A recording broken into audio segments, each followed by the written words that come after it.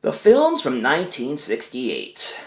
That's what we are reviewing all this week. A lot of great films came out from 1968, and I decided to do a film from the gutter auteur, master of the swirl camera, and the Renoir of Grindhouse, the one and only Andy Milligan. And the film is a first time watch for me. Now, I've seen most Andy Milligan films, but this is one that I hadn't seen. So it was the first time watching. That is The Ghastly Ones. I also have the DVD of this one as well from Something Weird Video. Oh yeah. And this actually has the longer version than in this box set, so go figure. What can you expect from an Andy Milligan film? I mean, seriously. What you can expect from an Andy Milligan film is just this. Are you ready for this? You ready for this? I don't know if you're ready for this. Horrible dialogue. That looks like it was written by a 12-year-old who failed every class miserably. Bad choice of actors playing certain parts, you know. There's 3 women who are married to 3 men, and all 3 men are extremely flamboyant. Doesn't look like they would even date a woman, never mind marry a woman. Not that that's a bad thing, because it really isn't. It's just his choice of actors in this film. And then there's the death scenes. Oh yeah, someone throws a hatchet up in the air, and it looks like it doesn't even come close to the person's head, and then you see it up in the air, and next thing you know, it's attached to the person's head, and they're like, argh. Absolutely hilarious. Andy Milligan's direction is shoddy. It's all over the place. It's like you're watching Blair Witch. But Blair Witch was actually straighter, as Andy's is like all over the place. If you have dizzy spells, you might not ever want to watch an Andy Milligan film. But if you've watched an Andy Milligan film, you'll know if you want to watch the rest of his films, and that's just the way it goes. He has his own style. Mostly all of his films are placed near a Victorian mansion, which he owned. He uses actors that were in his acting troupe, where they do community theater. So basically, those were the actors he used in his films. Direction is shoddy. You can actually hear him in the opening scene after someone gets killed and has his eye gouged out, saying, "Cut, cut, let's move on." That's what you can expect from an Andy Milligan film. There are 2 books that he has that I really want to read. But yeah, his films are so much fun. I was laughing out loud through a good portion of this film. The acting is atrocious by everybody, except for one person. And this one is called, this guy's named Hal Borsk. He also plays Colin Trask. He's a guy who has developmental disabilities. And his 2 sisters think a remedy for this is just whipping him. It's so bad and so, like, in bad taste. And we come to find out that he's the way he is because his stepmom gave him so many beatings to the head. What? I'm not even joking about this. But I'm going to go a little synopsis of the film, tell you what I thought about it. I think you know what I think about Andy Milligan film, because I love B-movies. You know, crispy movies.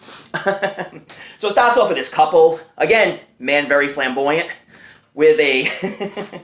with a woman messing around. They're on a deserted island. There's a Victorian mansion in the back. You know bad things are going to happen in that mansion. And they're rolling around having fun, and he gets up to leave her for like 2 seconds, and he has his eyeball gouged out by this crazy-looking killer.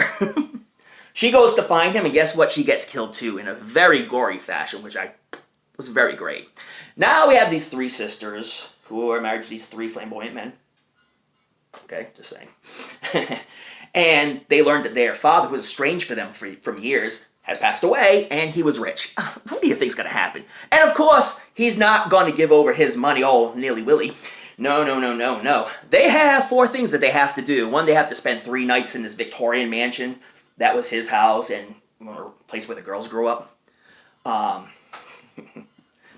They have to have been married for a certain amount of time, and all other crap, but basically, there are 3 servants. One is, you know, he has developmental disabilities, and his 2 sisters are also the servants there, you know, cooks, whatever. They clean the house, they take care of people. After the mother and father died in the house, and the father was the last one to die, they took over the house and just took care of it. So the 3 sisters are going in to collect on this money. They made up with this lawyer Kind of looks like the Crypt Keeper. He is the scariest looking lawyer. He looks like he's 2,550 years old, and that's being kind.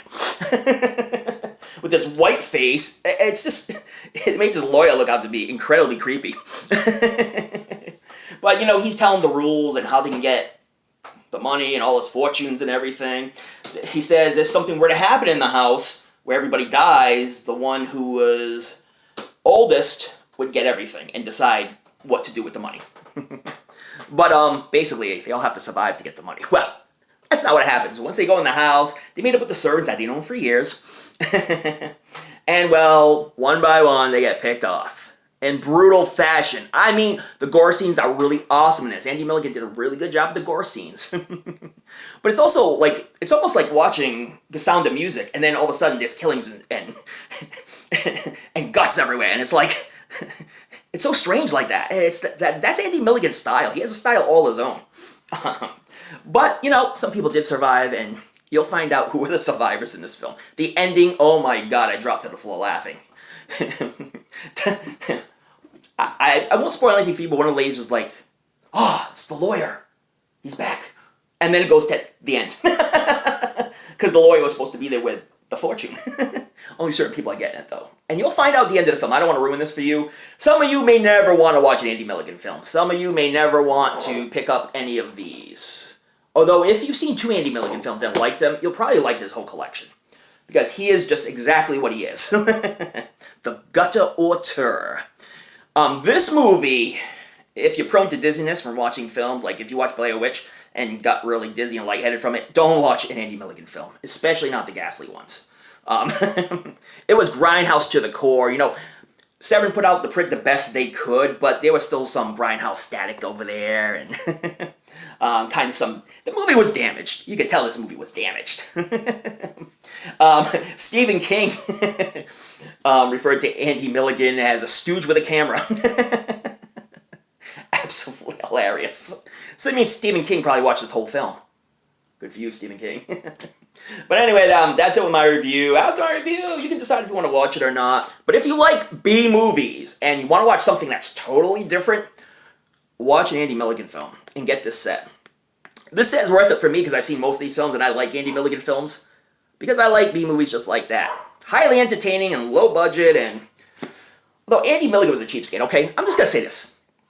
This guy owned Victorian mansions, but had no budget for filming his movies. That may have been what he wanted. He may have been inspired by Ed Wood.